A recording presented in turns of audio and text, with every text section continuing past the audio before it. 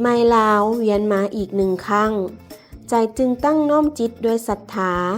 ขอมอบพรไมตรีด้วยวาจาให้มีสุขชีวาเบิกบานขอคุณงามความดีจงนำทางให้ทุกทานก้าวเดินอย่างมั่นใจให้เงินทองหลั่งไหลบ่ขาดสายสมดังหมายทุกสิ่งยิ่งเจริญทานเอ่ยเนื่องในโอกาสบุญปีใหม่ลาวพ.ศ. 2568 นี้ทั้งสถาบันการเงินทรัพย์ทวีและบริษัทลาวลาดสร้างของพวกเราขอถือเป็นเกียรติอวยพรใสอันประเสริฐให้ทุกทานประสบความสำเร็จในหน้าที่การงานมีภาระนามัยที่สมบูรณ์สุขภาพแข็งแรงเจริญรุ่งเรืองมีความผาสุกในชีวิตและครอบครัว